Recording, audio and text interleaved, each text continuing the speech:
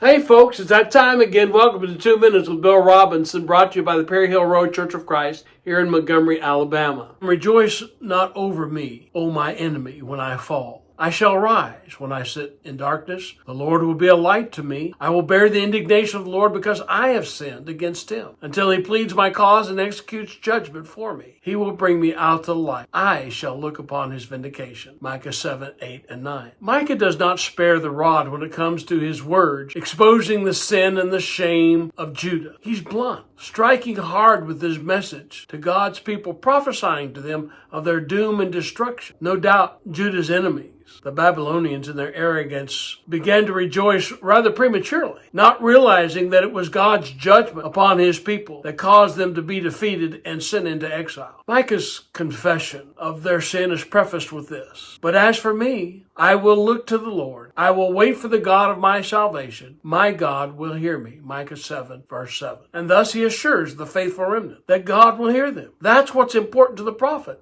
that Judah should know that God will hear them from the depths of their ruin and despair if they will look and wait for him. That is, if they'll turn back to him with their whole heart. The prophet's message is as much needed for us today as it was for them in the 8th century. I'm convinced that everything that happens to us, for either good or ill, whether by reason of our own wrong choice or through circumstances beyond our control, we can learn much needed lessons that will help us grow spiritually if we look and wait upon God. Then no matter how dark the night of pain and sorrow that we face, or how much the world rejoices in iniquity, we are assured that we will rise, and the Lord will be a light, bringing us out of our pain and darkness to his light. What hope do you have, my friend? Would you like to learn more about the hope of God's people? Can I encourage you to email me at perryhillchurch@gmail.com. perryhillchurch@gmail.com. Do it today. I'd love to hear from you. I'd love to encourage you and help you in whatever way I can in your walk with God.